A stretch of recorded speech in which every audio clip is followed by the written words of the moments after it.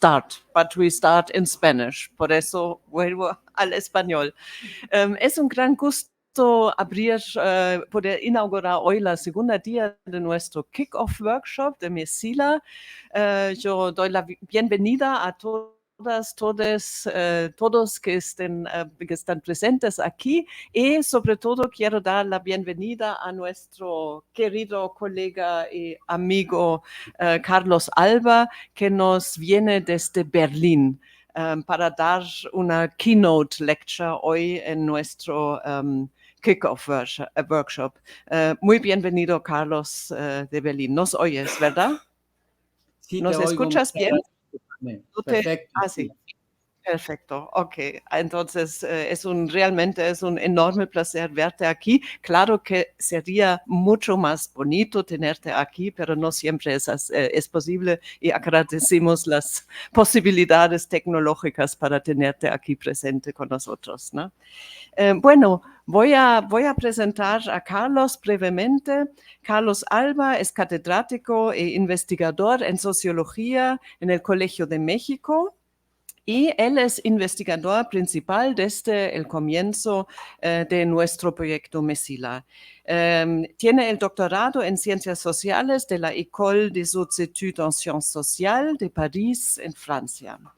Ha sido miembro de la Junta de Gobierno del Colmex, además de desempeñarse como docente e investigador visitante en varias universidades mexicanas, francesas, alemanas y estadounidenses. Sus temas de investigación incluyen economías informales, procesos de globalización y también una amplia gama de investigaciones sobre desarrollo político y económico en diferentes zonas de México, así como el tema de la pobreza y política gubernamental.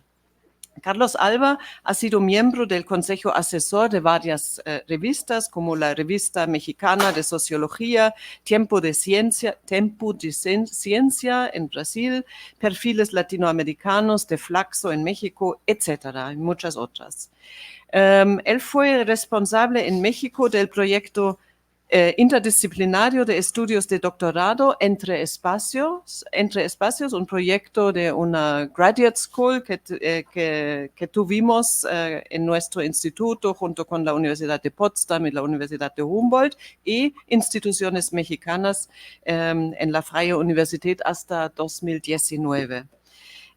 Y entre las publicaciones se encuentran una publicación muy importante para la conferencia de hoy, un libro editado, libro maravilloso, con mucho peso también en los dos sentidos, que él ha editado con Marianne Braik, con el título Las voces del centro histórico, la lucha por el espacio en la Ciudad de México, editado en 2019.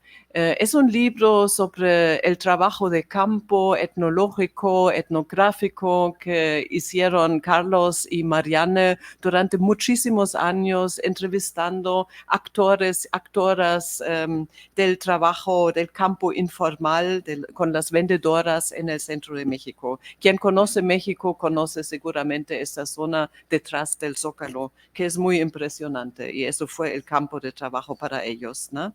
También es coordinador de los siguientes libros, junto con Ilan Bisberg, Dimensiones sociopolíticas y económicas de la crisis global y su impacto en los países emergentes, editado en 2017.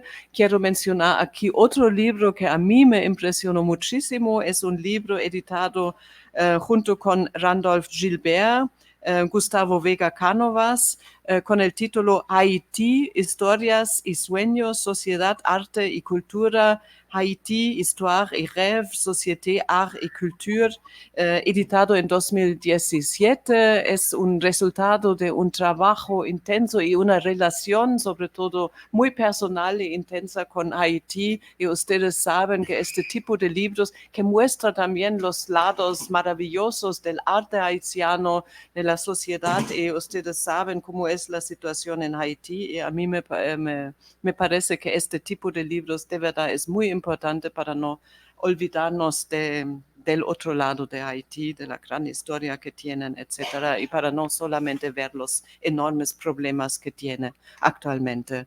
Y para mencionar un tercer libro también que tiene que ver mucho con el tema de hoy, editado junto con Gordon Matthews y Gustavo Lins Ribeiro en 2012, Globalization from Below, The World's Other Economy. También es autor de muchísimos artículos científicos que no voy a mencionar aquí.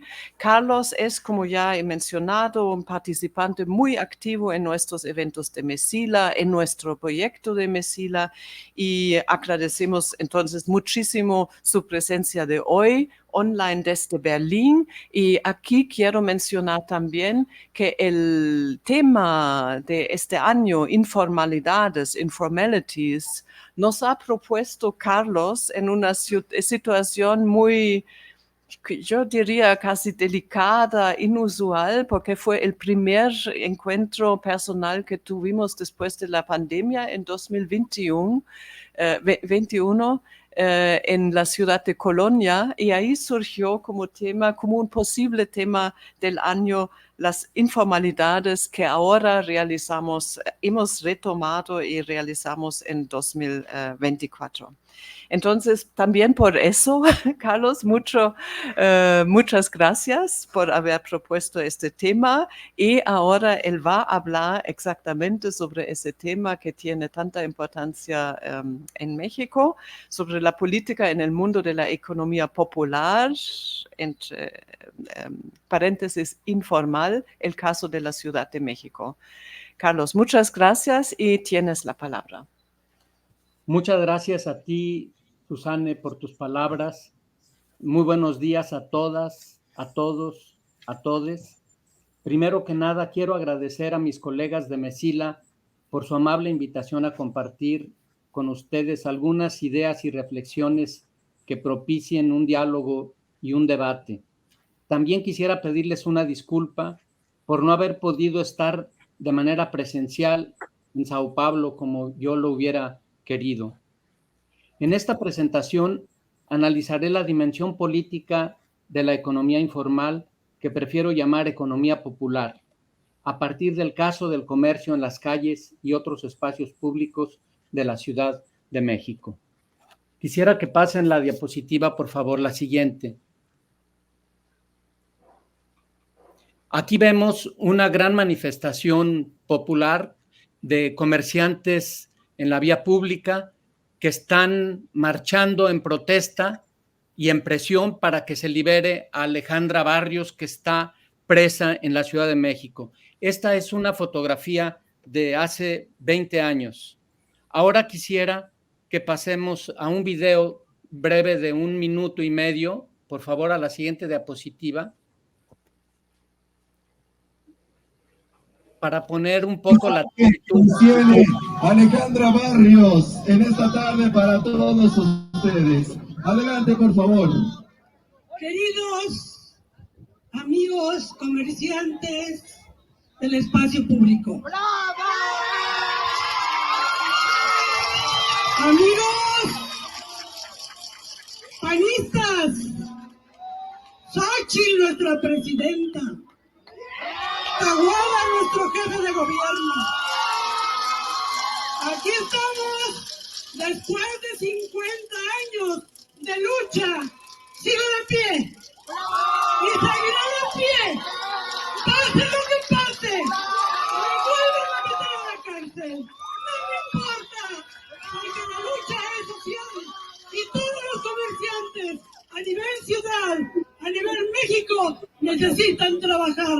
Por ellos, todos los líderes estamos luchando y seguiremos luchando y vamos a ganar, y vamos a ganar.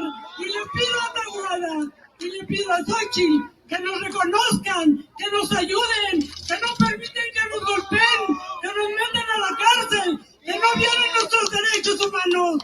Gracias, los amo, los amo.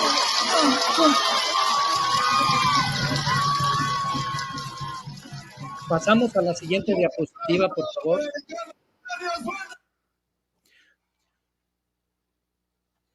Mensaje que nos tiene Alejandra Barrios. Diapositiva.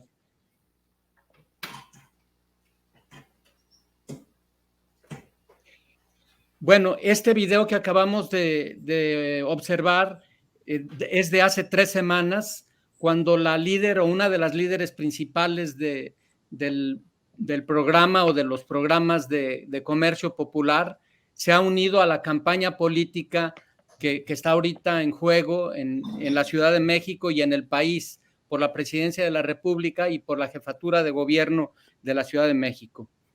En la primera parte abordaré algunos argumentos económicos, sociales y políticos con los que se ha explicado la expansión de la economía popular.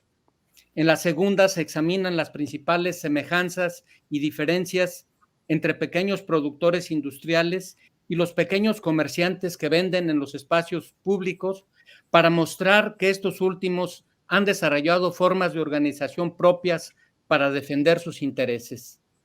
En la última parte se señalan algunas características de las principales organizaciones de comerciantes en vía pública de la Ciudad de México y de su composición interna. Pasamos a la siguiente, por favor. La economía popular o informal tiene un componente político ineludible, sobre todo cuando se desarrolla en los espacios públicos, como es el caso de las personas vendedoras, porque se relaciona con el Estado a través de diversos tipos de leyes y normas federales, estatales y locales que se deben respetar. Algunas de ellas tienen que ver con el origen legal o ilegal de los productos, el permiso para el uso del suelo, el pago de impuestos, los permisos sanitarios cuando se trata de alimentos y bebidas preparadas, el respeto de las leyes que protegen los derechos de autor o laborales cuando hay personas contratadas.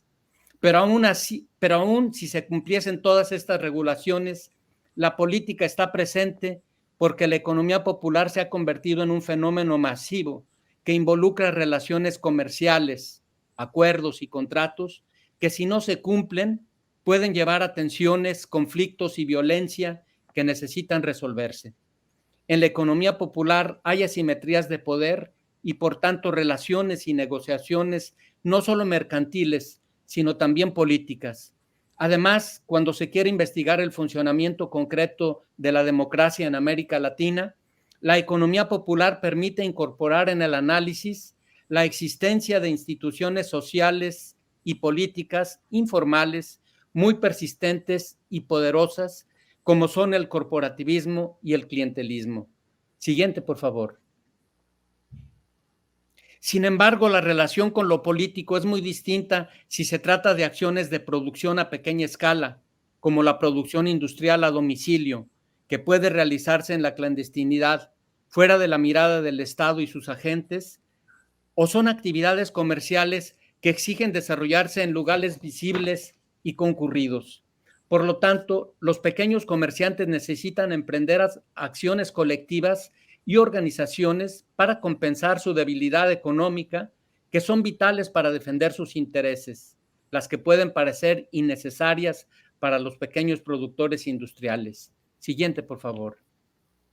La economía popular ha cambiado a través del tiempo y del espacio, y por lo tanto también sus relaciones con el Estado. Pasó de un lugar marginal y local a otro transnacional. En algunas partes su presencia es tan amplia y las organizaciones de comerciantes tan vigorosas que los partidos políticos, como hemos visto en este video, les buscan ahora para que participen directamente en la política electoral. La siguiente, por favor. La primera parte de mi exposición: ¿cómo se explica la expansión de la economía popular? Desde mediados del siglo XX se han ofrecido varias razones para explicar la expansión de la economía popular o informal. Las principales han sido la teoría de la modernización, la teoría de la marginalidad, la teoría de la dependencia y la teoría del sector informal. En años más recientes se han propuesto razones de naturaleza multifactorial que hacen intervenir factores demográficos, sociales y económicos, como la liberalización de las economías en los años 80 y 90, la reestructuración de la producción, la aplicación del avance científico y tecnológico a partir de la revolución de las tecnologías de la información y la comunicación, incluida la inteligencia artificial, las crisis económicas. Además, se ha hecho intervenir al Estado como elemento clave para explicar la persistencia y expansión de la economía informal a partir de 3 argumentos. El primer argumento sostiene que la economía popular o informal se expande en sociedades, regiones y coyunturas políticas donde el Estado, sus instituciones y su personal son débiles. Por esta razón, no tiene la capacidad de regularla y controlarla, ni de imponer el respeto a las leyes que transgrede. Desde esta perspectiva, las instituciones y los funcionarios de los estados débiles son endebles tanto en términos cuantitativos como cualitativos por falta de presupuesto para cubrir plenamente sus actividades. El segundo argumento con el que se explica la proliferación de las actividades informales es por exceso de Estado y forma parte de una corriente liberal sostenida por empresarios y desarrollada y sistematizada desde organismos internacionales y sociedades civiles cercanas a los empresarios. Esta perspectiva sostiene que las leyes no se respetan y la economía informal prospera por el exceso de reglamentaciones, burocratismo y costos para realizar los trámites necesarios para crear y desarrollar un pequeño negocio. Para probarlo, De Soto calculó lo que cuesta en tiempo y dinero seguir todos los requisitos que se exigen para abrir una pequeña empresa o construir una vivienda en el marco de la economía formal en Perú. Su conclusión es que el costo de la ley es muy alto para los pobres.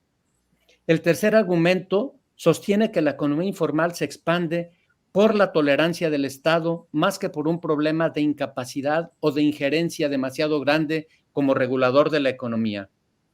La tolerancia implica la existencia de un permiso velado o permiso ambiguo por los que el propio Estado disimula y tolera la presencia y el desarrollo de las actividades informales, es decir, la transgresión de muchas leyes. Y esta tolerancia, que supone también un modo de gobernanza, se explica tanto por motivos económicos como por una necesidad política. La ilegalidad de quienes participan en la economía informal los coloca en una situación de debilidad y vulnerabilidad que generan dependencia e individualización de los comportamientos, los cuales son propicios para el mantenimiento de relaciones corporativistas y clientelistas de poder. En los lugares donde hay una fuerte tradición y presencia de comercio informal, como en grandes metrópolis del sur global, digamos la Ciudad de México, Sao Paulo o Calcuta, se han formado organizaciones con fuerte poder de negociación que defienden los intereses de las personas vendedoras. Cuando las relaciones de las personas trabajadoras se enmarcan en una agrupación o gremio ligado a un partido y dependen de él, podemos hablar de relaciones corporativistas. En este tipo de relación política, los vendedores participan en una organización oficial y su líder representa no solo los intereses de estos agremiados, sino también necesita ser reconocido y apoyado por el gobierno para poder ejercer sus funciones como líder. En cambio, si las relaciones no pasan por una organización partidista, sino son individualizadas y tienen lugar con personas concretas de la clase política, puede hablarse de relaciones clientelistas. La tolerancia es el eje clave de la relación política, de la regulación, de la negociación y de la redistribución social y económica. A falta de oportunidades laborales y de protección social, el Estado redistribuye por medio de la tolerancia a cambio de apoyo político. Sin embargo, la falta de regulación del Estado en estos intercambios personales abre la puerta a la transgresión de acuerdos básicos entre actores y al fraude. ¿Quién controla la calidad e higiene de alimentos, de medicinas y de bebidas alcohólicas que pueden ser adulteradas? ¿Cómo hacer respetar los acuerdos entre los agentes económicos cuando no hay documentos formales? Portes y Haller distinguen las prácticas que realizan las empresas ilegales de las informales a partir de la forma en que se hacen cumplir los acuerdos. Quienes proveen bienes y servicios ilícitos se respaldan en acuerdos obligatorios que hacen cumplir con el empleo de la fuerza y de la violencia sin la intervención de las instituciones del Estado. En medio están las actividades de la economía popular informal que no disponen de estos sistemas de coerción. ¿Qué pueden hacer los comerciantes en vía pública ante el incumplimiento de un acuerdo? Si para reclamar justicia no pueden apoyarse en los medios de coerción del Estado ni de las organizaciones criminales, apelan a las redes sociales, a la confianza mutua, que es resultado de la pertenencia al grupo. Disponen de las presiones que el grupo puede hacer a su favor para compensar el daño a través de la exclusión o de acciones contra la reputación de quien no respetó el acuerdo, lo que puede afectar sus transacciones futuras. Es decir, en la economía informal, las transacciones son controladas socialmente más que por vía institucional. La siguiente, por favor. Estoy entrando a la segunda parte sobre las semejanzas y las diferencias entre los pequeños productores industriales y los pequeños comerciantes. Las pequeñas empresas industriales, comerciales o de servicios tienen en común varias características que las distinguen de otras empresas mayores. Una de las más importantes es su fragilidad. La siguiente, por favor. Desde otro ángulo, su actividad a pequeña escala y su equipo de trabajo, formado por familias, amigos, conocidos o paisanos, inhibe, amortigua o desplaza alguno de los conflictos o tensiones sociales. El contacto cercano y directo entre el dueño y las personas trabajadoras propicia relaciones muy personalizadas y horizontales que refuerzan la identidad y cohesión familiar y grupal, el reforzamiento de los lazos sociales y ayuda a distender los conflictos generados en el negocio. Existen otras similitudes económicas y sociales entre los micronegocios industriales y comerciales, las bajas barreras de entrada, los pocos requerimientos de infraestructura, capital y tecnología, la escasa división del trabajo, la flexibilidad para salir y entrar al negocio y para desarrollar distintas tareas, la posibilidad para las mujeres de hacer compatible el trabajo productivo con el trabajo doméstico y de cuidados, el uso intensivo del trabajo en relación con el capital invertido. La siguiente, por favor. Sin embargo, hay grandes diferencias entre las personas que trabajan en las microempresas industriales y las comerciales que venden en los espacios públicos. El impacto de la liberalización y la apertura económica de los años 80 y 90 sobre los pequeños productores industriales fue muy severo y en muchos casos fue fatal porque debieron enfrentar con muchas desventajas la competencia externa de los países asiáticos. Sin embargo, se abrieron oportunidades para esos mismos sectores afectados por el mismo proceso de liberalización y de reestructuración productiva. Muchas personas pudieron generar su empleo por cuenta propia trabajando en la venta de productos globales. La dimensión espacial es otra diferencia importante. Para los industriales es menos relevante el lugar físico donde se realiza la producción. Pueden realizarla en pequeños talleres o en la propia vivienda en el centro o la periferia de las ciudades, o incluso en el campo. Para los comerciantes que venden en espacios públicos, en cambio, el espacio sí es crucial. Dependen demasiado de la densidad de peatones y de la aglomeración y de la lentitud del tráfico de automovilistas que les compran sus productos cuando van pasando. El grado de cohesión social también los distingue. Los industriales trabajan dispersos y no tienen incentivos poderosos que los inviten a unirse por motivos productivos. Los pequeños comerciantes, en cambio, están juntos físicamente y al mismo tiempo pueden estar en competencia económica entre sí por vender los mismos productos a los mismos clientes. Sin embargo, tienen razones políticas que los llaman a unirse para hacer frente a quienes pretenden desalojarlos o impedirles vender. Son capaces de desarrollar un poder popular.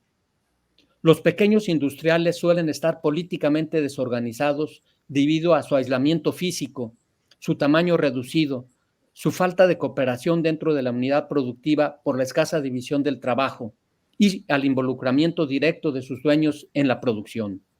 Lo mismo ocurre en los talleres clandestinos de trabajo capitalista a domicilio, el llamado Potting Out System, Verlag System, Travail à Façon, trabajo por encargo o maquila, que fue la forma principal de trabajo no agrícola de los siglos XVI al XVIII en Europa occidental. Por el contrario, Los pequeños comerciantes cuentan con experiencias organizativas frente a las autoridades políticas, sea de manera autónoma o en forma corporativista o clientelar. Los pequeños industriales no buscan la unión ni la buena comunicación entre ellos como imperativos para existir. Pueden ver más ventajas que inconvenientes en el aislamiento y la intimidad de la producción doméstica. A la inversa, para los pequeños comerciantes que venden en los espacios públicos, la comunicación es vital para comprar y vender, pero sobre todo para defender su espacio y sus productos. Sin embargo, la clandestinidad a la que pueden recurrir los pequeños industriales disminuye su vulnerabilidad jurídica. Pueden escapar más fácilmente de la mirada y el control del Estado. En cambio, los pequeños comerciantes ubicados en espacios públicos infringen muchas leyes a la vista de todo el mundo. Es menos común la existencia de organizaciones de pequeños industriales que de pequeños comerciantes. Muchas personas que venden en los espacios públicos cuentan con liderazgos y están bien organizadas, sobre todo en las ciudades.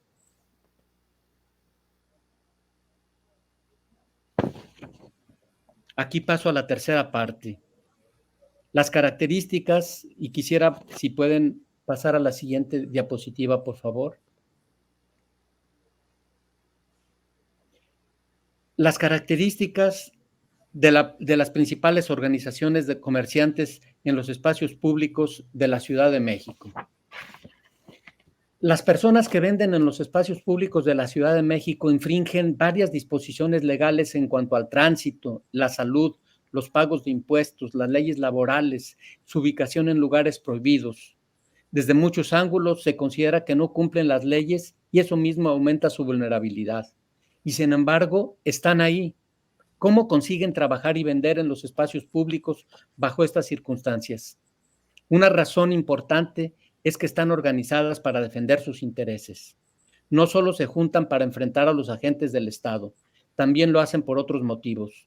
Uno de los más importantes es la lucha por el espacio. Las organizaciones de vendedores ambulantes de la Ciudad de México nacieron desde los años 30 y 40, primero de manera informal y después se incorporaron a la Confederación Nacional de Organizaciones Populares, la CNOP, una de las organizaciones corporativas del Partido Revolucionario Institucional, el PRI, partido que desde su fundación en 1929 y hasta 1997 gobernó ininterrumpidamente la Ciudad de México.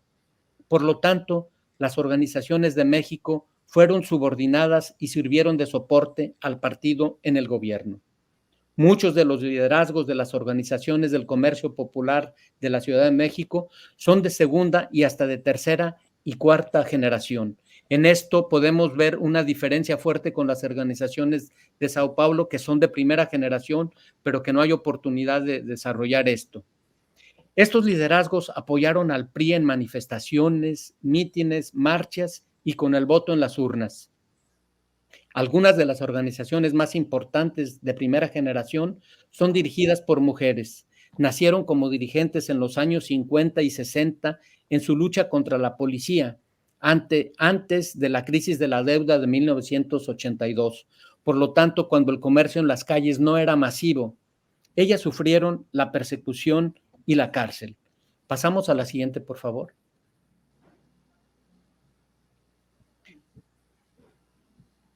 El liderazgo de las mujeres en el comercio popular en la Ciudad de México parece una paradoja cuando se sabe que es una sociedad donde los roles sociales y culturales que tienen asignados son el trabajo doméstico y de cuidados, y además se sabe que la calle es un lugar peligroso, sobre todo para ellas.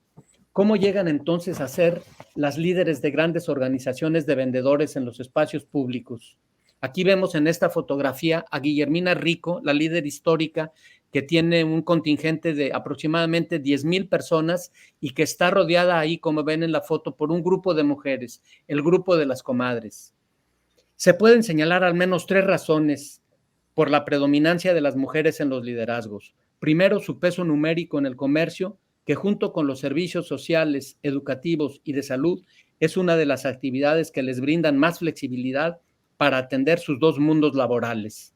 Segundo, Muchas mujeres dicen que ellas, como mujeres, pueden enfrentar mejor que los hombres la represión en los enfrentamientos con la policía. Tercero, porque gran parte de las mujeres líderes provienen del grupo de las comadres. Guillermina Rico lideró la organización de comerciantes en vía pública más importante de México en el siglo XX y hasta ahora ha sido la más importante.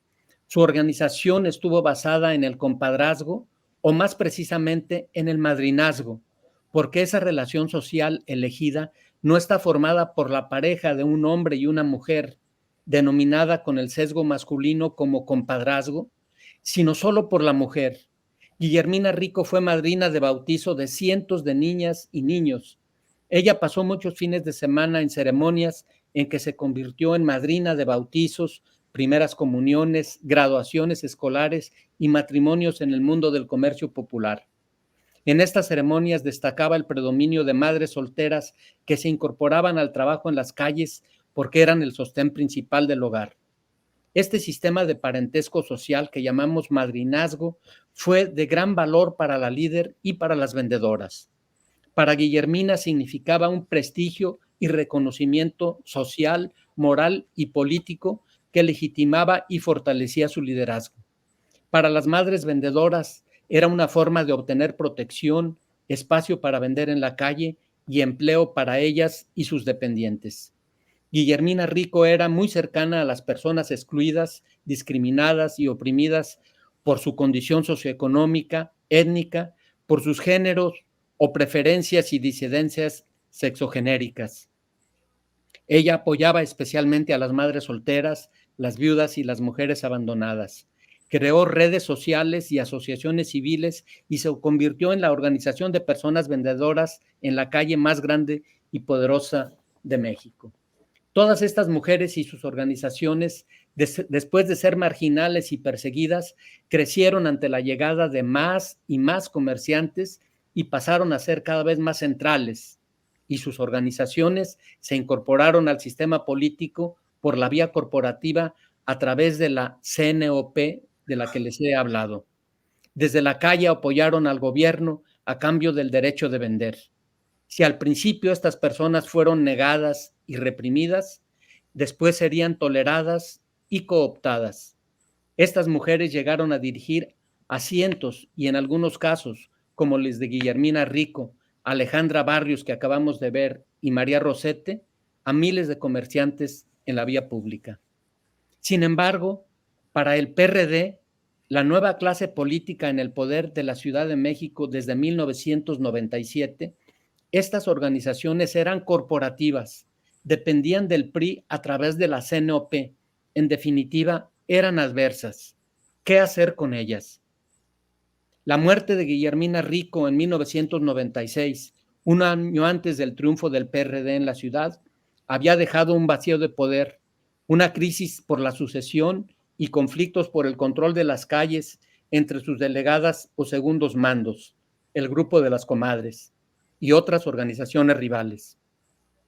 La nueva clase política de la ciudad aprovechó esta oportunidad brindada por el conflicto en las calles para debilitar y tratar de quebrantar a las organizaciones de las pioneras. Las nuevas autoridades tenían interés en desmantelar las antiguas organizaciones del PRI y crearon incentivos para que los segundos mandos de aquellas organizaciones se emanciparan y se convirtieran en nuevos liderazgos, más pequeños y fáciles de controlar, reconocidos por las autoridades a condición de afiliarse al PRD. Encarcelaron por más de un año a 3 líderes de las 2 principales organizaciones afiliadas al PRI y ofrecieron a sus segundos mandos el reconocimiento de su liderazgo a condición de que cambiaran de partido. Muchas de las delegadas o jefas de calle de Guillermina Rico, que no pertenecían a su primer círculo del grupo de las comadres, se emanciparon y formaron sus propias organizaciones. Son pocas las personas de la economía popular que logran arribar a la política formal, como Alejandra Barrios y María Rosete, o la hija de Alejandra Barrios, quienes han sido diputadas recientemente. No cuentan con la legitimidad de ser herederas de quienes lucharon en la revolución, como los campesinos y los obreros, cuyos representantes han tenido cargos como diputados, senadores o gobernadores.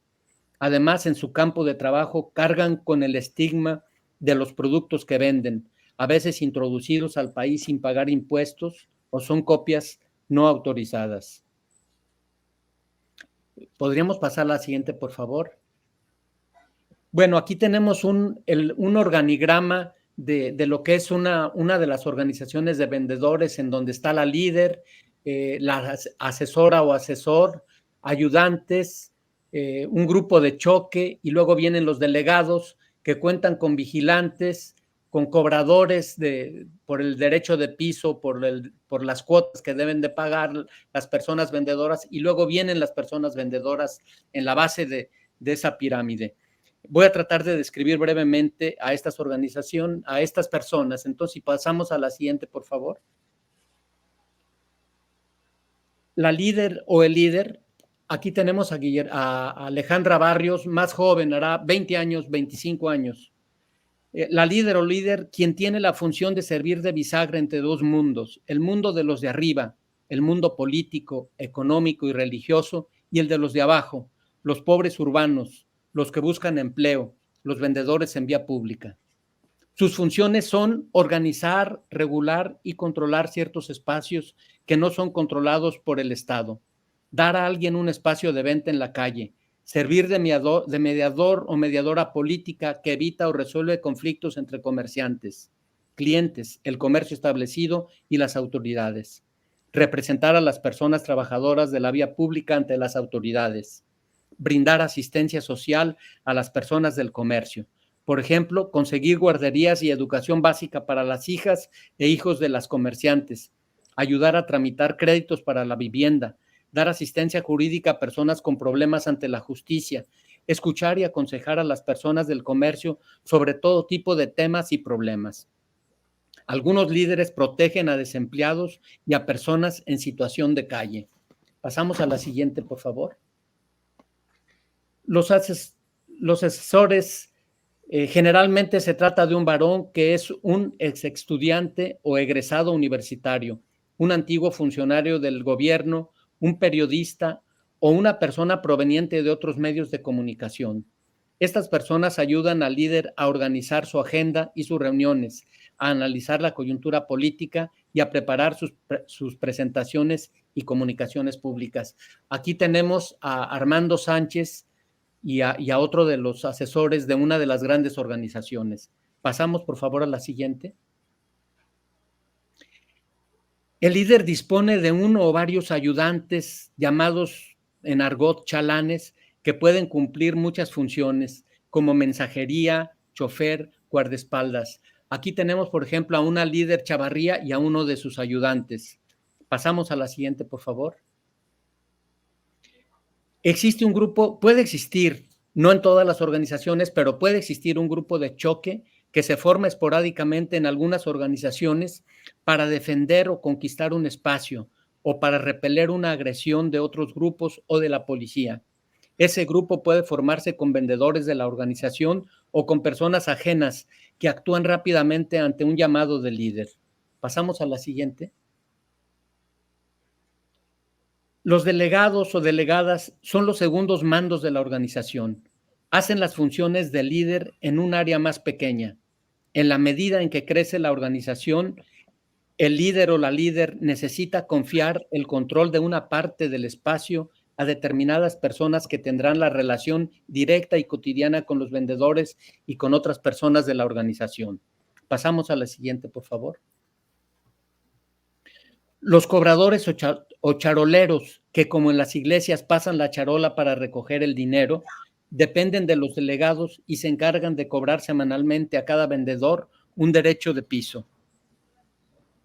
Los cobradores entregan lo recaudado a los delegados o jefes de calle y estos a las y los líderes, quienes utilizan esos recursos para diversos pagos que tienen que hacer, dependiendo de cada organización, por ejemplo, administración, asesores o consejeros, jefes de calle, renta del local, chofer, transporte, seguridad, limpieza, policía, aguadores.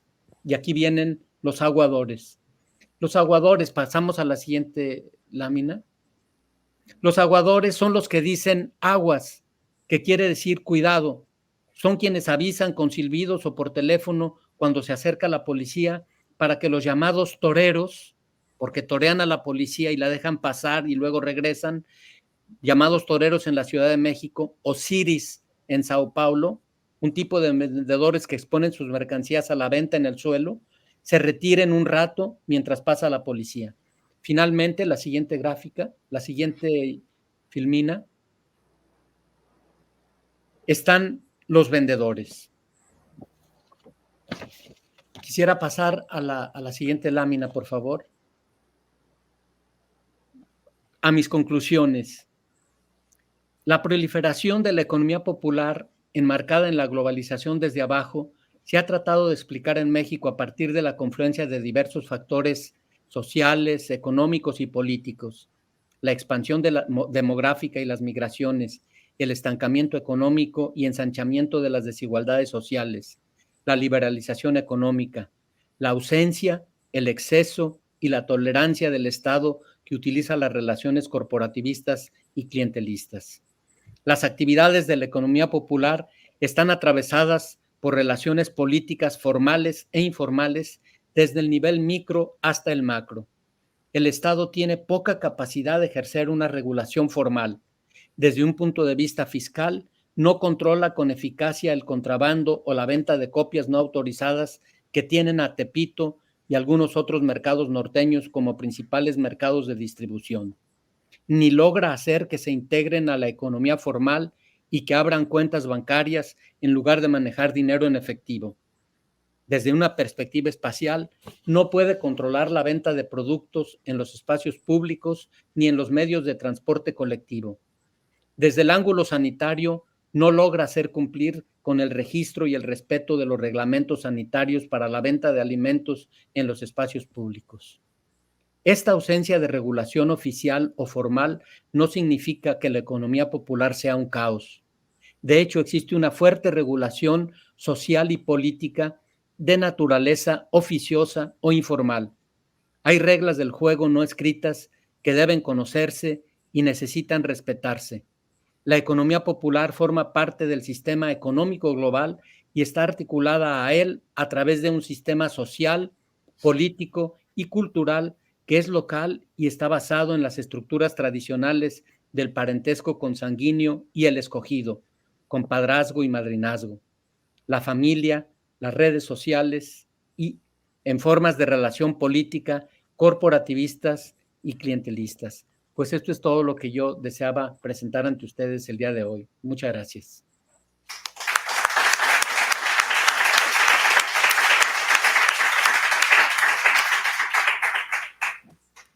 Muchísimas gracias, Carlos, por tu conferencia, tu presentación tan rica, tan de propias experiencias, elaborado con instrumentos científicos de las ciencias sociales.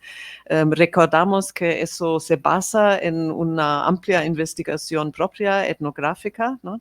En esas zonas del comercio informal. Y ahora yo voy a hacer 4 observaciones y preguntas que provienen más bien de mi perspectiva de los estudios culturales, no tanto de literatura, pero de estudios culturales. Y después tenemos personas en el público que también nos pueden hacer preguntas de otras disciplinas, sobre todo de sociología, politología y quizás economía, ¿no? Entonces, me perdones que yo comienzo con esas perspectivas culturales. Y me gustaría primero, porque eso lo hemos discutido brevemente ayer, una cuestión terminológica.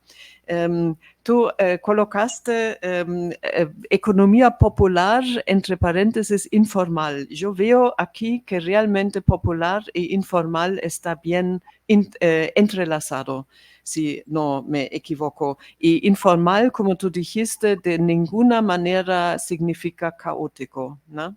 Más bien significa una comunicación, una dimensión comunicativa diferente y significa también una relación con estructuras tradicionales que son elaboradas y activadas en nuevos contextos y sentidos, ¿no? Eso primero. La segunda observación me interesa muchísimo porque creo que por lo menos es la primera vez que la escucho de esta manera de tu lado, es esa dimensión histórica.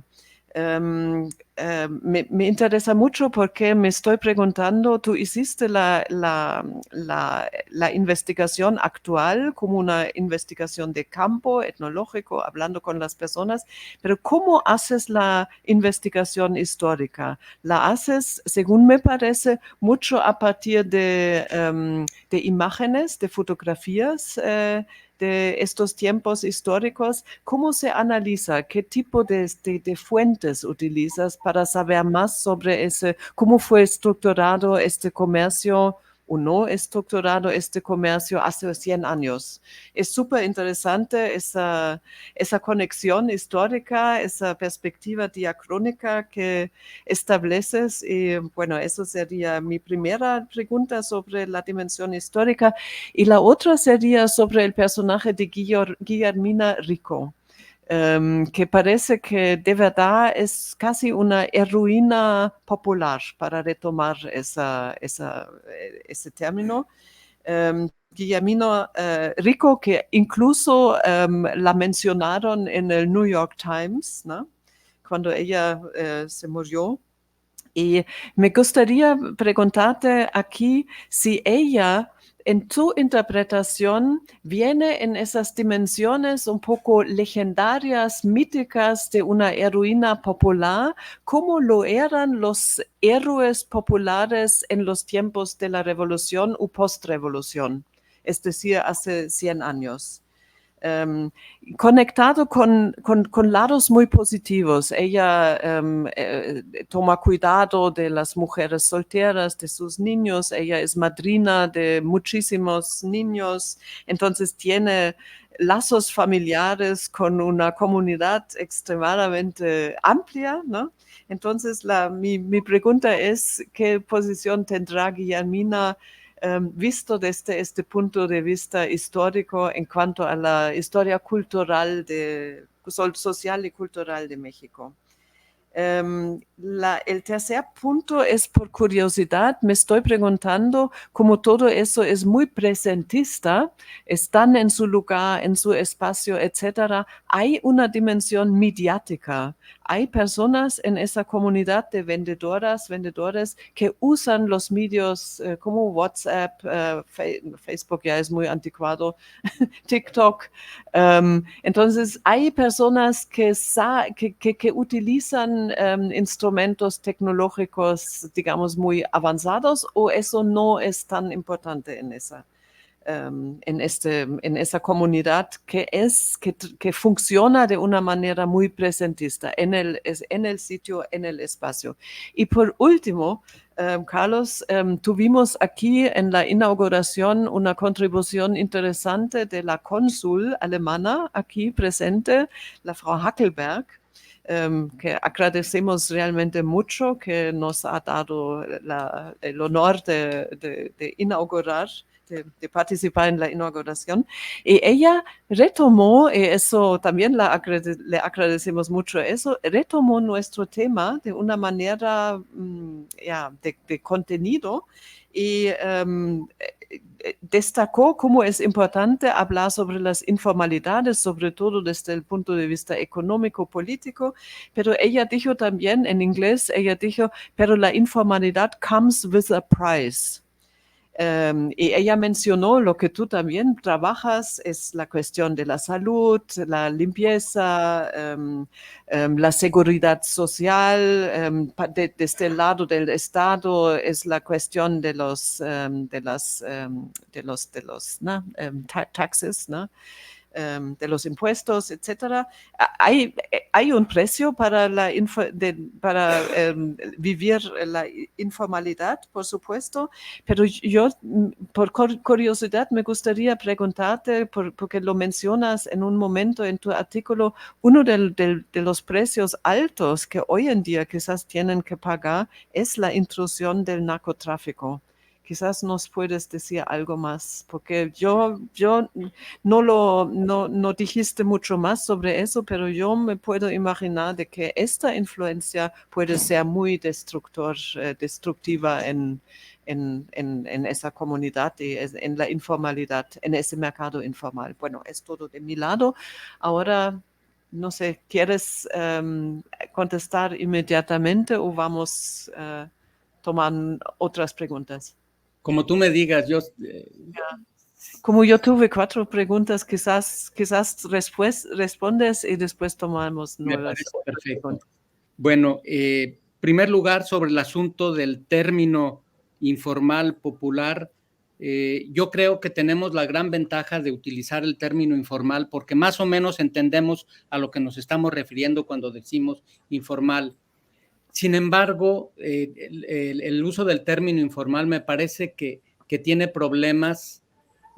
Por un lado, cada vez las personas que están en esta economía se sienten agraviadas porque se ha ido cargando de connotaciones negativas el uso de lo informal. Lo informal es el que no cumple, el que está quedando mal, el que no está por la vía correcta, etcétera. Tiene una connotación moral que se destaca cada vez más y entonces ese es un elemento limitativo. Y otro elemento limitativo de lo informal es que proviene de una teoría del sector informal, en donde sector del latín secare, que es cortar, haría suponer que las personas que están en esta economía informal son personas que están separadas de la economía formal, que es un sector aparte, y no existe tal separación. Una persona puede estar parcialmente en la economía informal y también parcialmente en la economía formal. Por ejemplo, tomemos el caso de un taxista en la Ciudad de México que no está registrado como taxista, es un taxi pirata.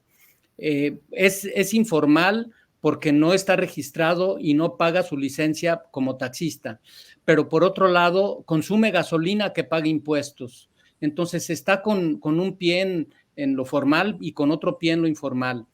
Las personas que trabajan como repartidoras de plataformas digitales, por un lado, se les retiene un impuesto, el gobierno obligó a las plataformas a retenerles un impuesto a estas personas y en cierto modo están utilizando tecnologías nuevas, alta tecnología, pero sus condiciones laborales son del siglo XIX, no tienen prestaciones sociales, no tienen pensión, tienen altos riesgos para el desarrollo de su trabajo. Y así tú puedes examinar muchísimas actividades de la economía popular que podríamos decir que están parte en lo formal y parte en lo informal. Entonces, por eso yo prefiero hablar de economía popular y no de economía informal, aunque por motivos de practicidad podemos utilizar la idea de la informalidad. La dimensión histórica. Yo utilizo, y Marianne también, la historia oral, pero la historia oral no puede irse muy atrás. La historia oral se puede transmitir por una generación, por 2 generaciones, pero después va adquiriendo senderos poco claros y entonces se necesita utilizar otras fuentes. Nosotros hemos privilegiado la historia oral, pero hay historiadores, y quiero mencionar a Mario Barbosa, un historiador de la Ciudad de México, que ha analizado los registros de los mercados y de la policía para hacer un seguimiento de estas personas repartidoras, de estas personas del comercio popular en los años 30 y en los años 20 y en los años 40.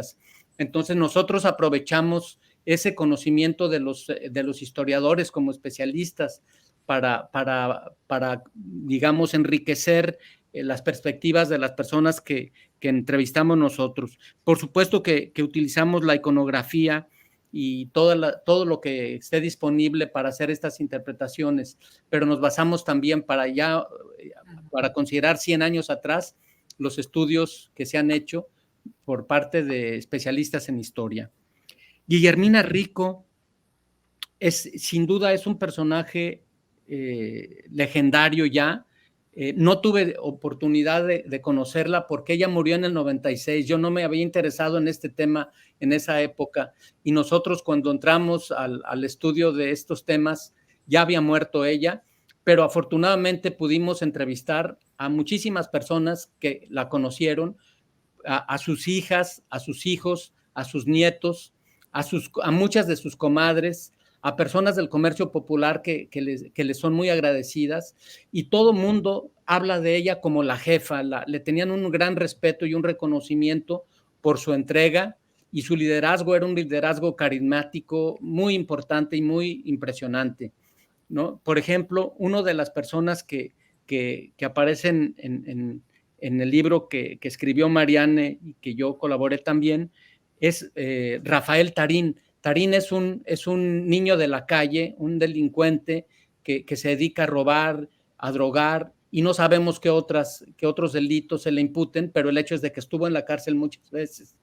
Guillermina Rico lo sacó de la cárcel, le pagó la curación en un centro de rehabilitación, y esta persona se recuperó y ahora le tiene un agradecimiento tal que en cada año va a su tumba, le lleva flores. Su organización se llama como Guillermina Rico, y así como él hay muchos otros casos. Entonces sí es una figura legendaria. El cuarto tema es el asunto del presentismo, el asunto mediático, la comunicación. Yo creo que se adaptan extraordinariamente bien estas personas a los cambios tecnológicos. Tepito, el gran mercado de la economía popular en México, es un mercado extraordinariamente flexible, versátil. Es un lugar donde hay moda popular. Ahí empiezan las modas. Antes que empiecen en las tiendas formales, ya hay moda ahí. Ahí se consiguen películas que no se consiguen todavía en los cines, que fueron traídas de Estados Unidos y que la gente puede conseguirlas a un precio muy bajo en Tepito, de manera que utilizan los medios. Y ahora últimamente, durante el COVID, pudimos hacer muchas entrevistas a través del WhatsApp y a través de Zoom que utilizan, y nos dimos cuenta de que hay varias que están utilizando ya estas nuevas tecnologías, no solo para comunicarse entre sí, sino también para vender. Por ejemplo, pequeños productores que están vendiendo, que están exportando, zapateros que hacen zapatos costosos porque son hechos a la medida y que son de gran calidad y que pueden vender gracias a estas nuevas tecnologías. Finalmente, el precio para vivir en la informalidad y el narco. Indudablemente que el narco ha irrumpido en estos mercados en los últimos años, conforme el Estado se ha metido a atacar al narco y ha confiscado droga. Los narcos pagan con su vida si no pagan a otras gentes ese dinero que esa droga que están tratando de llevar a Estados Unidos. Si se les confisca un cargamento, tienen que sacar el dinero de otros lados, y han diversificado sus acciones hacia el secuestro y hacia el derecho a la venta de protección, etcétera. Entonces, de las personas que nosotros entrevistamos en estos últimos 5 años, 4 líderes fueron asesinados porque no estuvieron dispuestos a pagar ese derecho de piso, esa cuota al narcotráfico. No me puedo extender mucho en eso. Yo no me he metido además mucho al narcotráfico.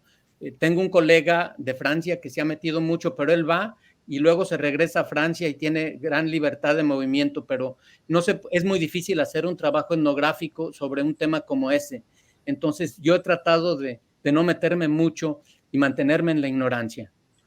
Con eso termino. Lo entiendo muy bien. Muchas gracias, Carlos. Ahora ya tengo 2 personas y 4 y 5 más, no, 6.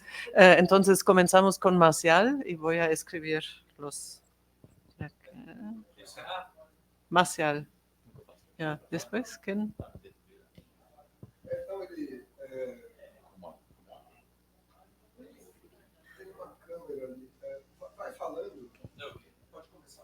Ya, puede comenzar. Creo que me ve por la espalda, profesor. Es por acá. Te veo, Marcial, adelante. Bien, muchas gracias. Bien, bueno. Para tecnología, bien. Bueno, antes de todo, profesor, muchas gracias por su brillante presentación para nosotros. Y a mí me interesa muchísimo su trabajo, el cual lo he leído, y en alguna medida tal vez pueda provocarlo en algún sentido. El trabajo que vengo acá como senior es entender un poco la gobernabilidad o la gobernanza híbrida, que es lo que vengo trabajando, que sería este espacio del formal, informal, pero en mi pesquisa me interesa las relaciones o las formas de organizaciones comunitarias frente a la violencia de los actores violentos transnacionales. Y hay incluso los narcotraficantes. Específicamente estoy comparando Río, San Paulo, Juárez y Tijuana.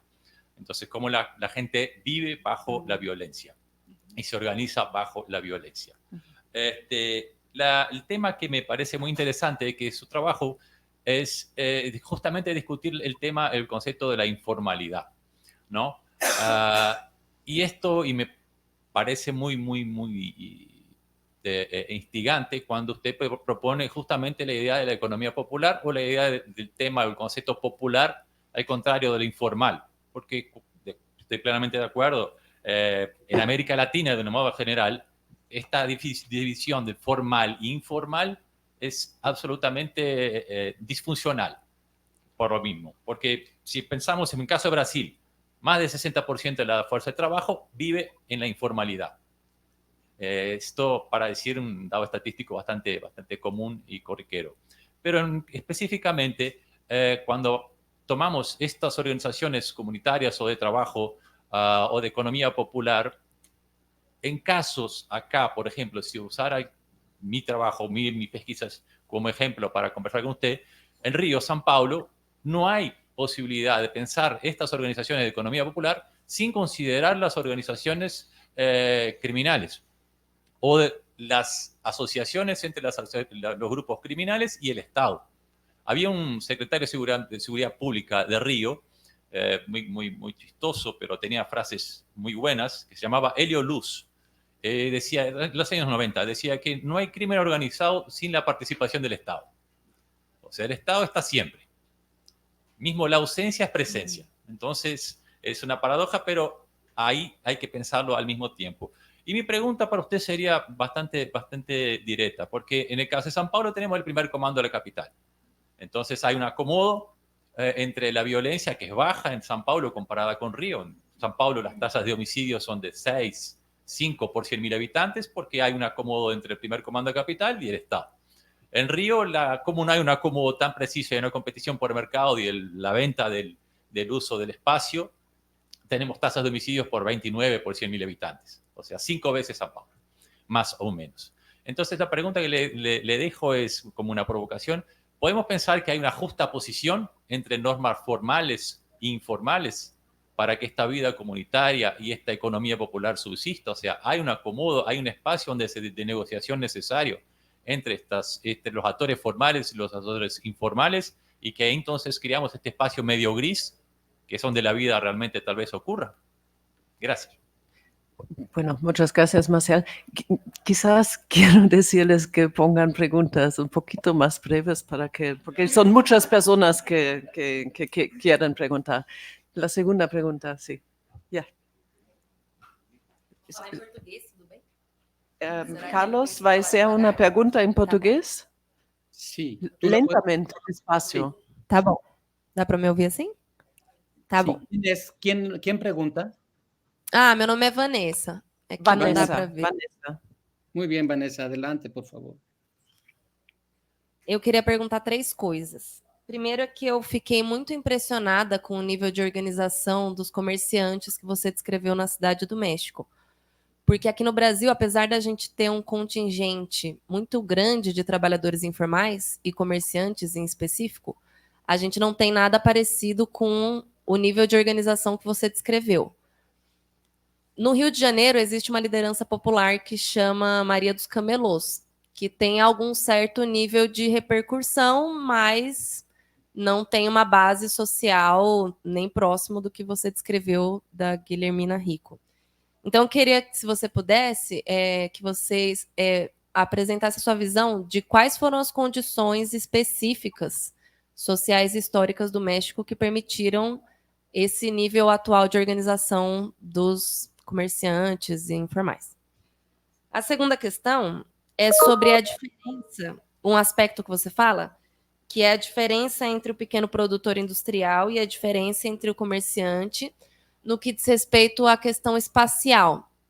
Porque eu, pelo menos, me parece uma contradição a ideia de que o pequeno produtor industrial está mais disperso, enquanto o pequeno comerciante está mais aglutinado, mais próximo fisicamente. Porque talvez eu esteja refletindo também o que é a nossa realidade aqui. Não me parece uma coisa óbvia a ideia de que o pequeno produtor industrial está disperso, enquanto o comerciante está fisicamente próximo.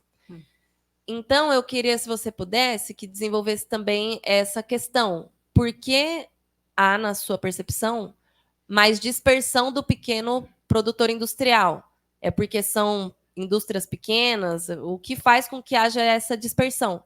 E, da mesma forma, por que há mais proximidade física ou uma organização espacial que facilita a organização do comerciante? Onde se dá esse espaço, se não é na fábrica? Porque eu acho que o que é óbvio para a gente é, na fábrica, há uma aglomeração que permite a organização, pelo menos do ponto de vista mais tradicional.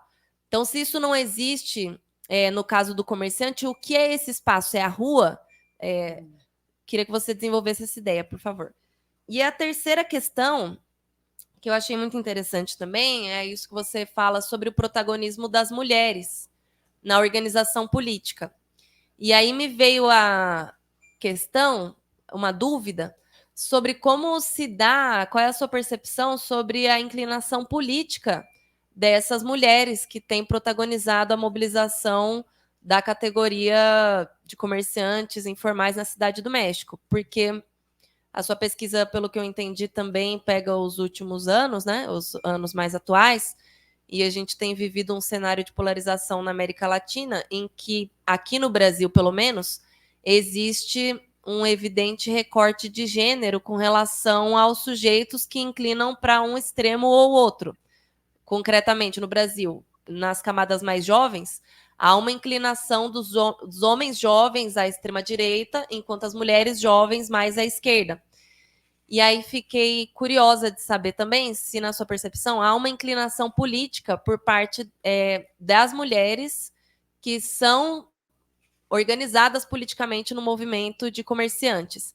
Se há alguma relação com López Obrador, que me parece mais um neoliberal progressista, mais de centro-esquerda, ou se há uma inclinação mais conservadora. Não sei se chega à extrema-direita, porque conheço pouco a política no México, mas queria que você, se pudesse, falasse um pouco sobre isso também. Ok, muito obrigada, Vanessa. Novamente, eu pido que seja um pouquinho mais breves, porque senão não alcança o tempo para todos, né? Mas vamos tomar a terceira pergunta de Raquel. Y después las respuestas. Muchas gracias, Carlos, por la presentación. Muy, muy interesante. Yo tengo dos preguntas y sí voy a intentar ser breve. La primera retoma algo que mencionó Susanne, va un poco de la mano de la figura de Guillermina, y porque me llamó mucho la atención cómo, si bien estas mujeres se organizan a un nivel gremial, por ser vendedoras, toman el nombre de las comadres, ¿no? Cómo este imperativo de la maternidad de las mujeres sigue siendo lo que las define. Y me parece que ahí se ven muchísimas conexiones que también mencionaste de la importancia que tiene el sector informal o popular para mujeres, principalmente por sus responsabilidades de cuidado.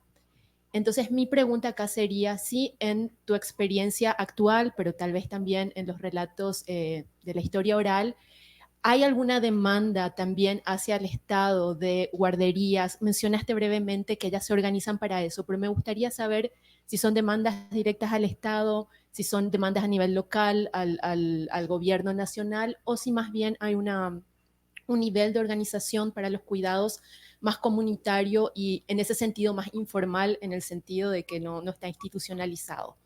Y una pregunta breve, más bien de curiosidad, me llamó mucho la atención la figura del asesor.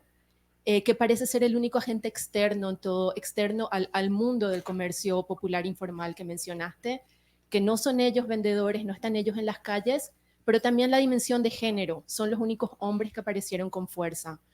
Entonces, no sé si podrías decir algo más de cuál es el rol que cumplen ellos, porque me parece llamativo que son quienes no se enmarcan en las mismas líneas que las otras actores que presentaste. Gracias. Okay, muchas gracias, Raquel. Y Carlos, sí, vamos ahora a hacer un tour de respuestas y después volvemos a las preguntas. ¿Cómo no? Bueno, muchas gracias por sus preguntas. Sobre Marcial, la gobernanza híbrida, cómo vive la gente bajo la violencia y cómo se dan esos acomodos entre lo formal y lo informal. Creo que en el caso de la Ciudad de México y particularmente en el caso de Tepito, ha habido una coexistencia o una cohabitación entre la economía popular y el narcotráfico. Los sectores populares estaban y siguen estando muy organizados y durante mucho tiempo tuvieron posibilidad de frenar la llegada del narcotráfico y el desarrollo del narcotráfico. Sin embargo, conforme ha pasado el tiempo, se ha metido más y más el narco.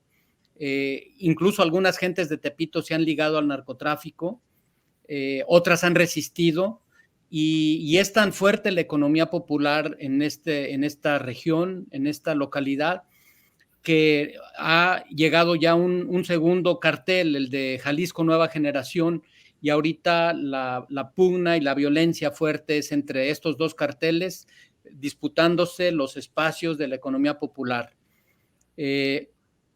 Esto es en los últimos años. Yo no me he metido mucho a estudiar.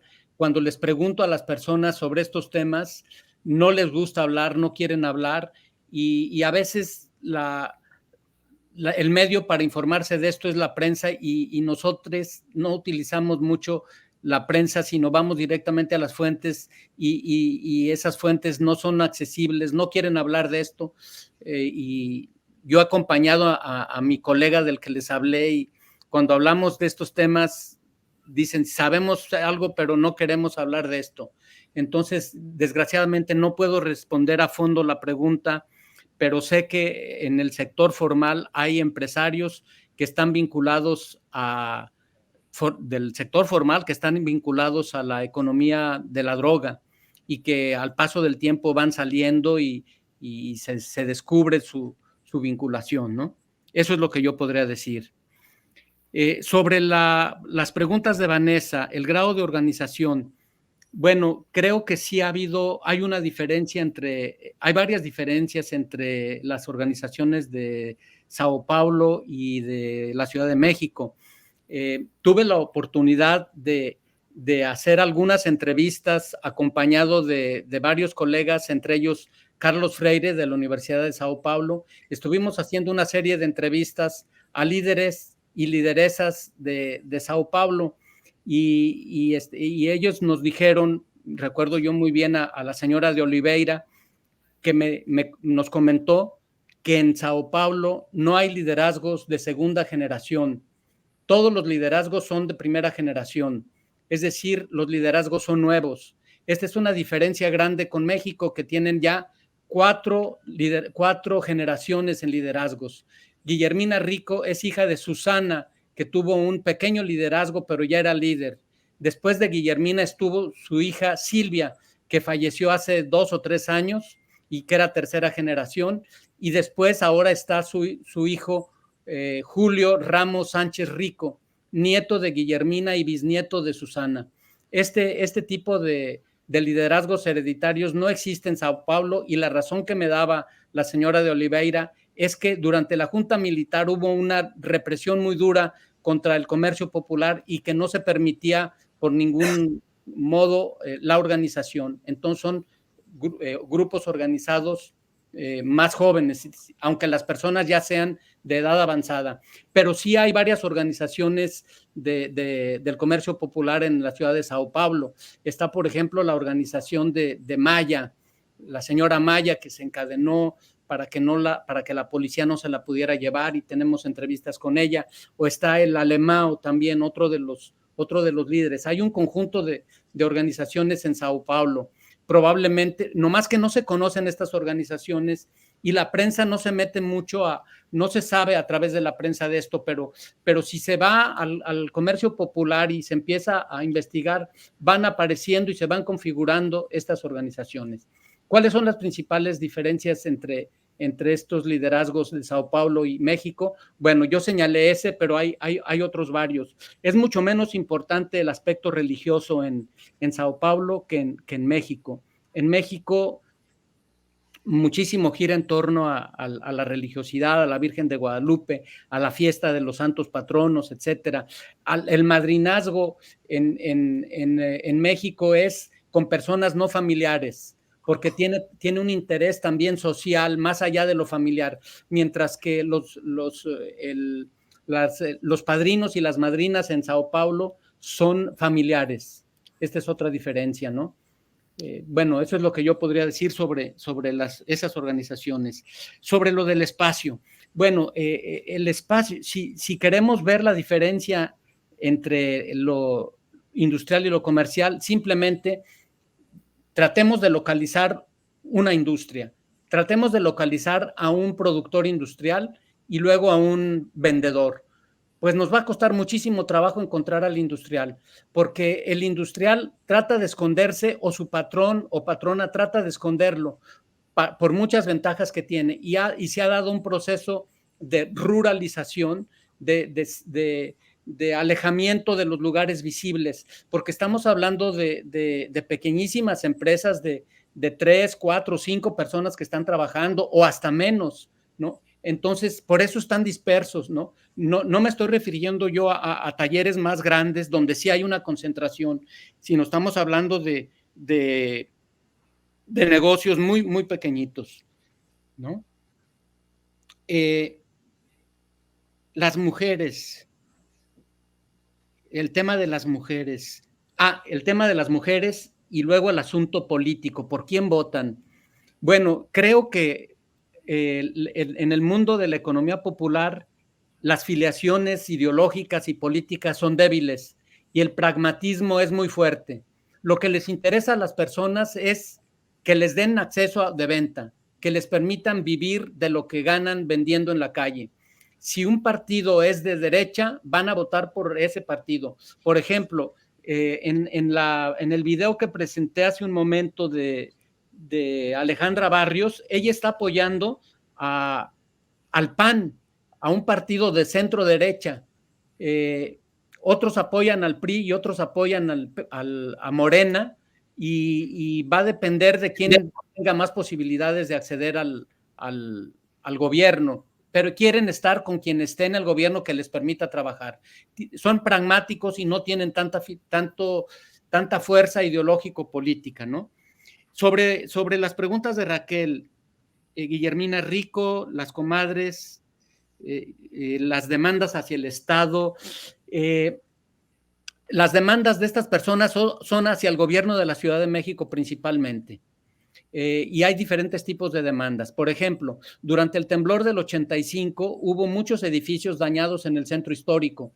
Entonces hubo personas de orígenes indígenas que estaban en el centro, que estaban rentando esos edificios pequeños, eran tugurios, eran lugares muy poco vivibles, pero estas personas, a pesar de que los edificios estaban en riesgo, no se salieron, estaban luchando por ese espacio y consiguieron con las autoridades de la Ciudad de México que se expropiaran esos predios para hacerles departamentos, y hay muchos, no muchos, hay algunos edificios de departamentos, de 100 departamentos en México, en una sola organización, y las líderes mazahuas están muy contentas de haber conseguido estos apoyos con las autoridades de la Ciudad de México.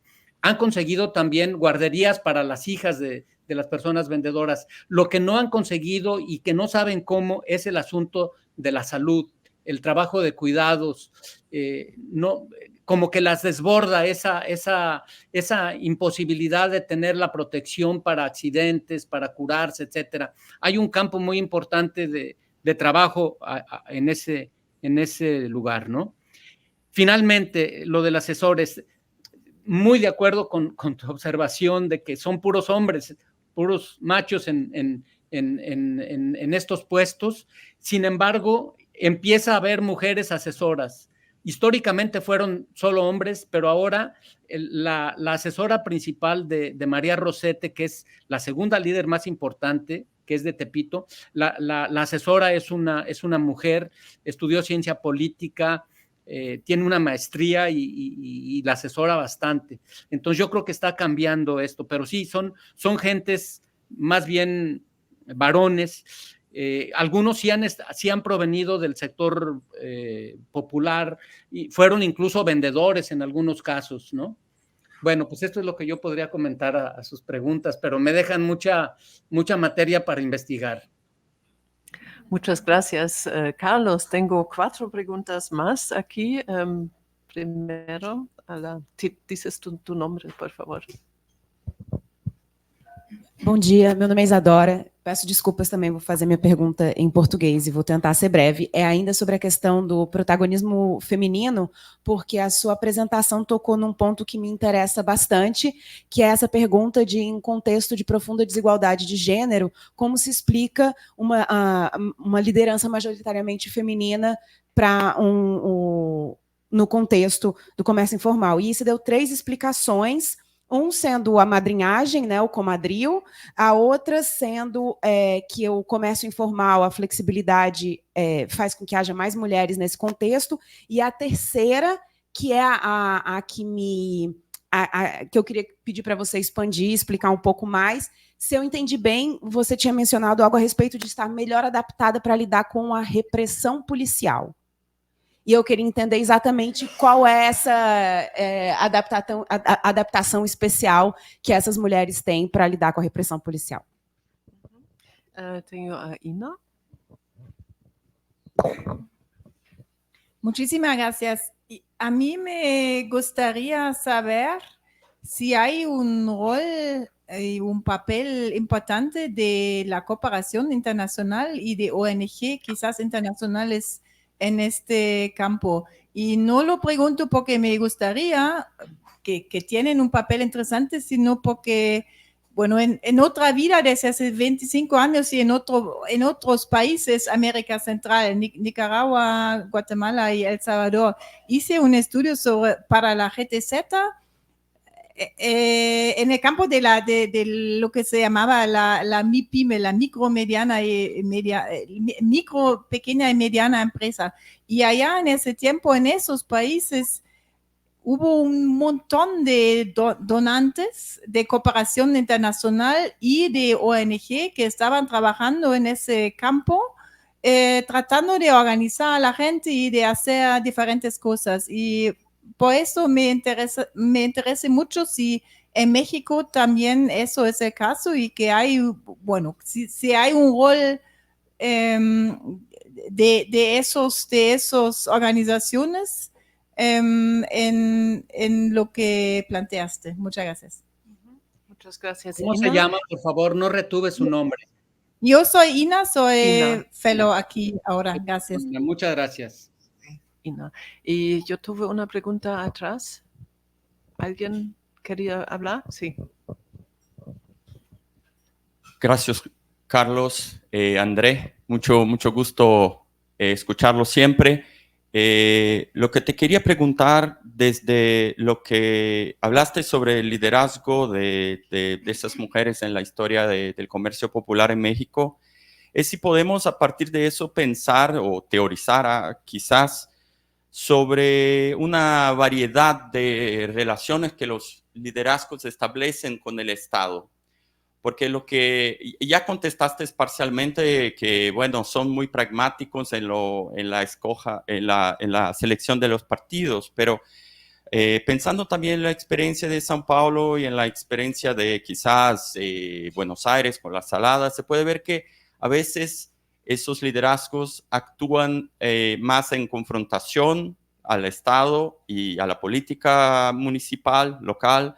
A veces actúan más como agentes del Estado y hasta de formalización, como pasa a veces en Buenos Aires, que el peronismo está muy entrañado en las asociaciones de comerciantes, y a veces hay que negociar entre estos dos mundos. Entonces, te quería escuchar un poco si eso hace sentido o no. Muchas gracias.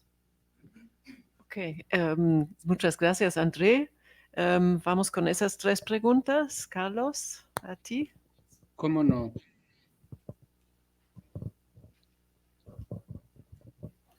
Bueno, la pregunta de Isadora sobre la represión policial, que tienen más capacidad las mujeres. Yo les pregunté sistemáticamente a las mujeres líderes cómo habían podido llegar al liderazgo y por qué había mujeres líderes en una sociedad como la de la Ciudad de México, con una fuerte carga machista, en donde la mujer es relegada y se le presiona mucho culturalmente.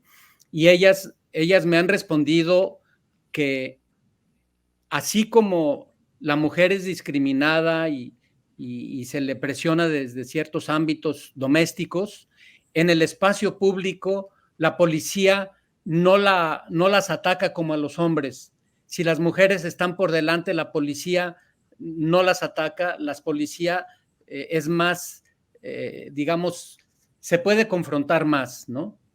Entonces, bueno, eso es lo que yo he escuchado y eso es lo que puedo decir, pero también hay que decir que conforme se ha ido dando este fenómeno, en la Ciudad de México se ha cambiado la policía también a sectores femeninos, o sea que hay mujeres policías que ahora están tratando de frenar a las mujeres comerciantes, ¿no?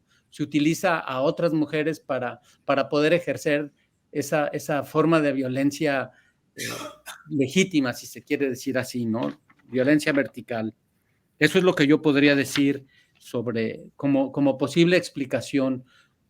Pero yo creo que la razón más importante de por qué hay tantas mujeres en el comercio como líderes en la Ciudad de México es por la organización del grupo de las comadres de Guillermina Rico. Ella tenía como segundos mandos, es decir, había unas 30 o 40 personas del círculo directo de ella que eran las que le ayudaban a controlar a las 10,000 personas.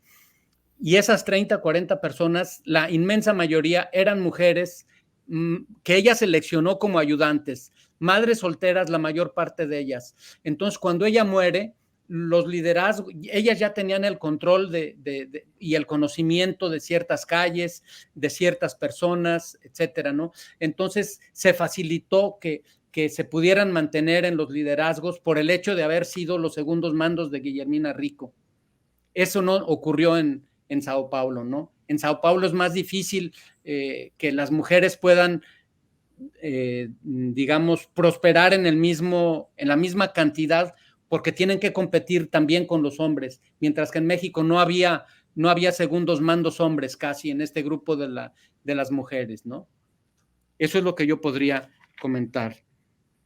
Sobre INA, creo que sí hay varias organizaciones no gubernamentales, pero creo que han estado más metidas en el apoyo a microcréditos y a otro tipo de actividades de pequeña producción industrial sobre todo, y menos al comercio popular. El comercio popular está en una situación muy difícil, ambigua, estigmatizada, y es muy difícil que participen estas organizaciones. Vigo, la organización Mujeres, esta organización internacional Viego, que existe en todo el mundo, llegó hasta muy recientemente a México y sé que está haciendo una serie de actividades, pero no conozco a nadie que haya hablado de que reciben apoyo de organizaciones o de fundaciones para sus actividades en el espacio público. Es algo que podría desarrollarse y que sería, yo creo, benéfico, porque hay muchas formas en las que se podría brindar apoyo, por ejemplo, para la organización de la salud, para el trabajo de cuidados, les hacen falta recursos y yo creo que sería muy positivo, pero yo no he visto nada de eso, ¿no? Bueno, sobre André,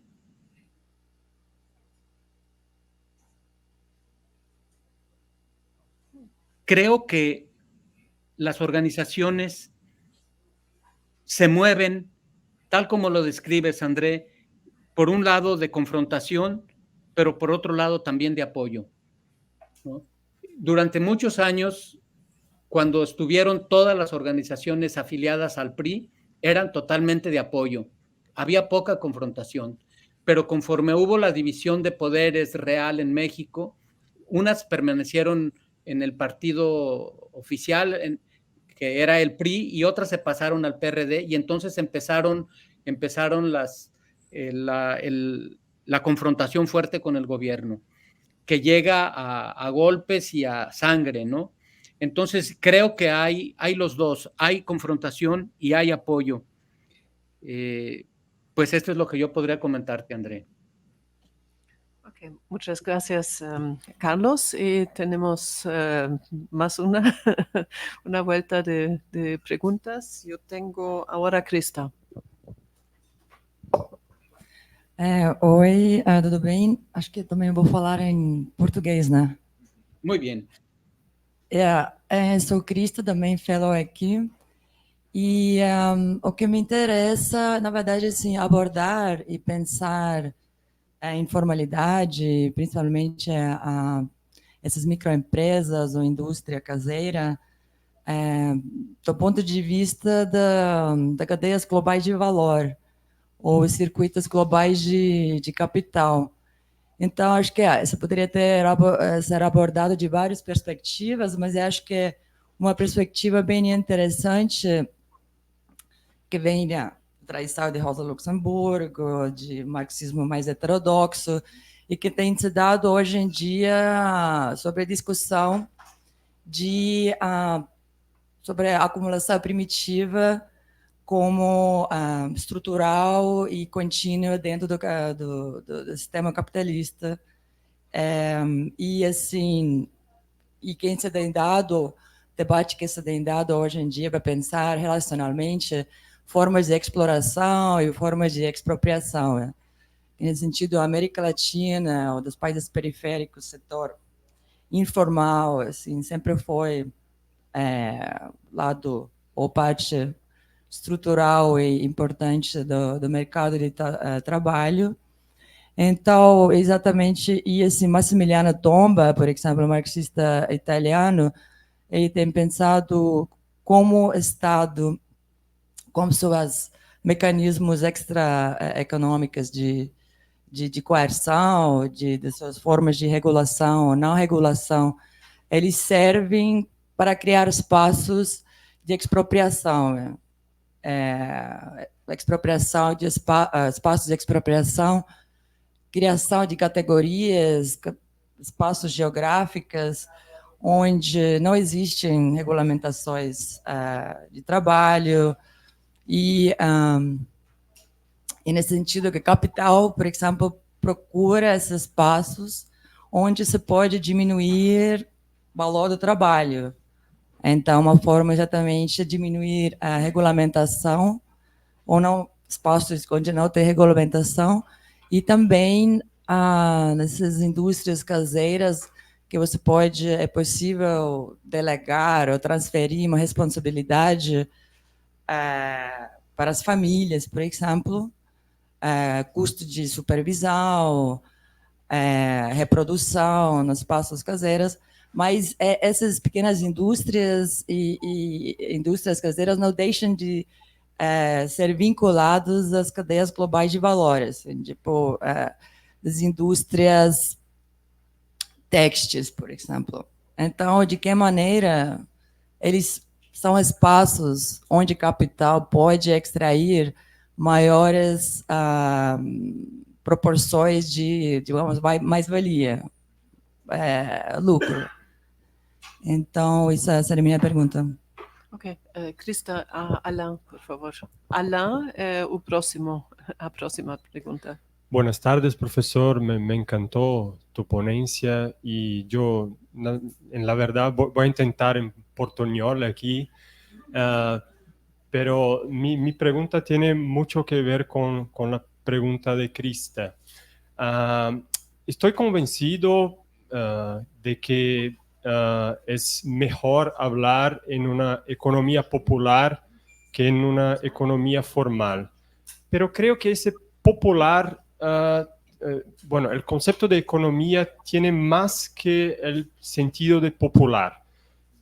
Yo quería preguntar, en verdad, ¿cómo entender esa economía popular? ¿Es una economía de mercado en el sentido brodeliano de Fernand Braudel, como una economía que funciona más o menos libremente, o es una economía capitalista, o sea, una economía que tiene, que funciona a partir del convenio entre Estado y capital?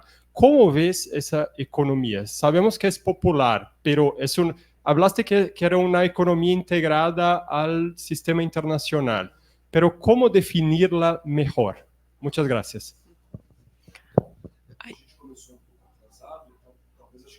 Gracias, Alain. Ya, un momentinho, hay más preguntas. Una más, Talia, por favor. Bom dia, muito obrigada. Eu não falo português e também não falo espanhol, mas I think I understood most of your talk because it was very clear. Mas, por favor, eu tenho que ask my question in English. É bom? Tá bom? Carlos, tá Is bom? it okay? Senão eu puedo traduzir também. I can try read my Portuguese, but Yeah, okay. speak in English. So I understand slowly. you look at the organization of the markets. Right? So I wanted to ask a question on the methods of your study. I worked with my PhD student, Mohamed Teriaki, on markets in Istanbul. And what we found there, because he started working as a vendor on the market, that there are many conflicts in how vendors understand what solidarity is. And there are different understandings of what solidarity means as a moral value, makes it quite challenging for them to get together and improve the conditions of the market. So I wondered, what is the role of everyday solidarity for vendors when they're organizing? And I think this question is also a methodology question. Where did you start the research that you did, and how did you develop the methodology? Because sometimes I think that what we find in vendors, in street vendors, in informal markets, but also in more regulated markets, like the comparative study that Mohammed is doing in Berlin, when we start on the street vending, we find different things than when we start with the organization of the vendors. So I'm, desculpa que não falo português. Okay. Carlos, sí, ¿todo claro con la pregunta o quieres? Sí, creo que entendí. La pregunta es metodológica, Sí, ¿no? Es una pregunta metodológica y cómo es el día a día y la solidaridad en estos grupos. Pero la pregunta es cómo... Que aparecen conflictos, eso es visible en la investigación, que aparecen conflictos, y la pregunta es ¿cómo es la referencia moral para desarrollar una solidaridad en la vida cotidiana relacionado con tu investigación? ¿Dónde empieza tu investigación? en qué punto, ¿no?, del fenómeno total y cuáles son las metodologías que desarrollaste, porque la observación del día en día, de la vida cotidiana y la observación de la organización son bastante diferentes, dan una imagen bastante diferente. Bueno, pero tuvimos primero las preguntas de Krista, Alain y después la pregunta de Talia. Muy bien. Bueno, sobre las preguntas de Krista, ella nos habla de la industria casera y cómo se vincula con las cadenas de valor, si es un trabajo capitalista o no. Creo que en términos generales, de las personas que se dedican a la economía popular en las calles de la Ciudad de México, más o menos el 95% son actividades de refugio de mano de obra. Las personas están ahí porque no encuentran una ocupación en otro lado y obtienen más trabajando en la calle que trabajando en una oficina o trabajando en una empresa. Casi obtienen lo mismo o más, y si no obtienen lo mismo, trabajar en la calle les da muchas ventajas que no tienen en un empleo establecido. Entonces, no sé si este es un trabajo capitalista o no. Creo que no es un fenómeno aislado, creo que forma parte del sistema capitalista en su conjunto. Veo mucho más claro las cadenas de valor en el comercio, en los productos que se fabrican en China, que pasan por el mercado de Yibú y que son transportados al puerto de Manzanillo y llegan a la Ciudad de México, y en la Ciudad de México lo recibe una señora china que es socia de una líder ambulante, y entre las dos hacen la distribución de productos de China a los vendedores en vía pública, a los que les dan crédito, lo que no hacen los empresarios de México. Pero yo no sé si ese es un trabajo netamente capitalista o no. Creo que sí es capitalista, ¿no? Está en la base del sistema, pero ahí está. No lo veo tan claro en los negocios industriales, por ejemplo, en los talleres clandestinos de la periferia de Sao Paulo, donde hay personas que están trabajando, muchas de Bolivia, según nos comentan Freire y Bruno Miranda y otras personas que han trabajado sobre eso. Son personas que están en condiciones muy malas, pero ¿cómo se articula eso a la cadena global de valor? No lo sé, no sé si las telas que están utilizando para fabricar ropa vienen de China y forman parte de una cadena global, o son telas fabricadas en Brasil. Lo que me sorprende es cómo puede Brasil, y el caso concreto de Sao Paulo, competir con China en muchos productos textiles. Creo que una posible respuesta puede ser que Brasil se coloca mucho en productos de moda. Brasil no puede competir en esta economía popular cuando hace productos masivos de prendas de vestir que no son de moda. Pero cuando son de moda, cambia tan rápido que China no puede reaccionar al mismo nivel que Sao Paulo. Sao Paulo tiene la capacidad de generar su propia moda y los chinos no alcanzan a fabricar eso. Eso yo lo he observado y lo he escuchado de personas que trabajan sobre Sao Paulo, ¿no? Pues eso es lo que yo podría decir. Creo que hay un trabajo capitalista domiciliario. Es un trabajo capitalista, aunque no aparezca una relación salarial explícita, pero hay una persona que encarga, que es la persona del comercio.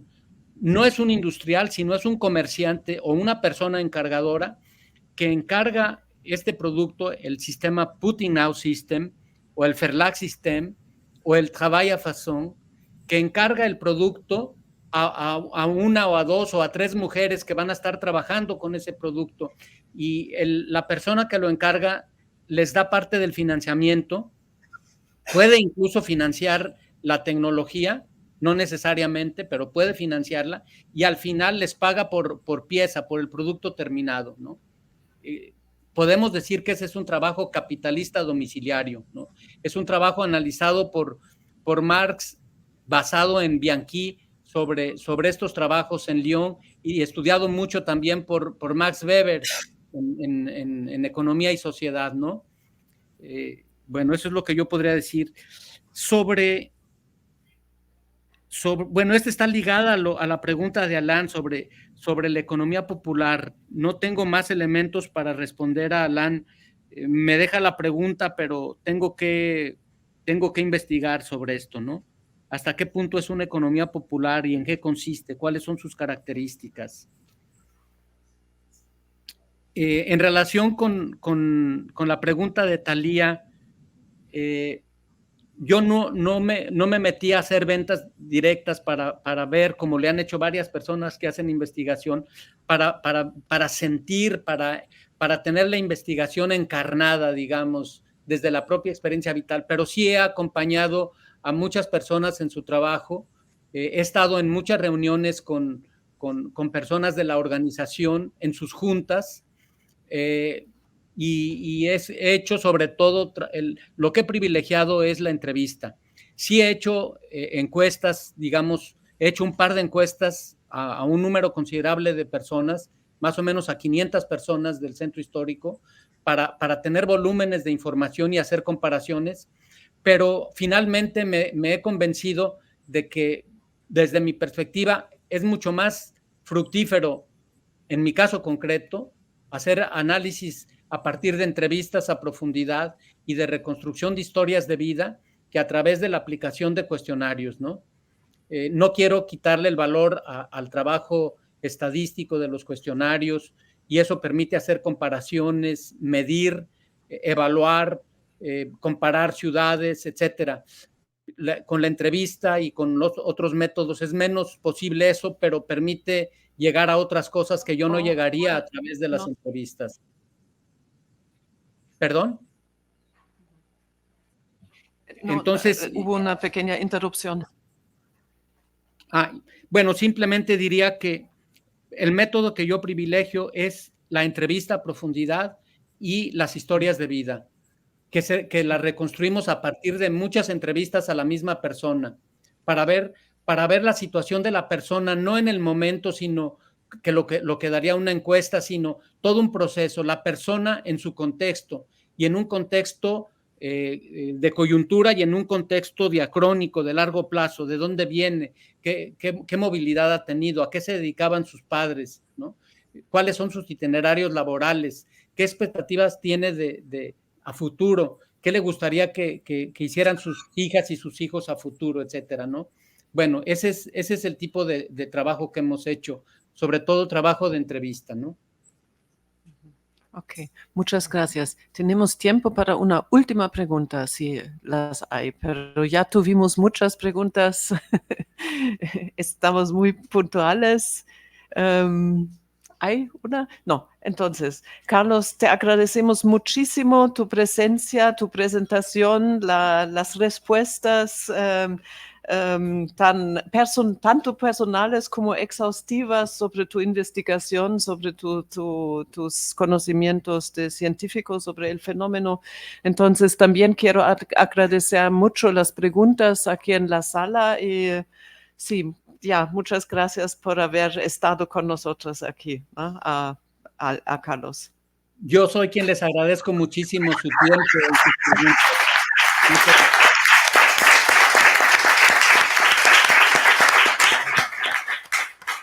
Muchísimas gracias por sus preguntas y por su tiempo y por su interés. Me ayudan mucho a profundizar, las anoté y les prometo que me dan pistas para seguir ahondando en esto. Muchísimas gracias por su invitación y que tengan mucho éxito en estos días de trabajo en Sao Paulo y en Mesilla. Hasta pronto. Muchas gracias. Gracias, Carlos. Chao, Chao. hasta pronto. Chao, chao.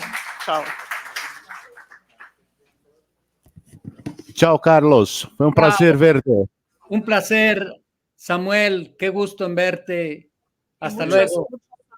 Saludos a Lorenza, por favor. Sí, Lorenza. Encantado. Yo la saludaré en un rato. La voy a ver. Muchas gracias, Susane, por tus palabras y por tu apoyo, ¿eh? No, gracias a ti, ¿no? Chao, chao, Carlos. Chao, nos vemos.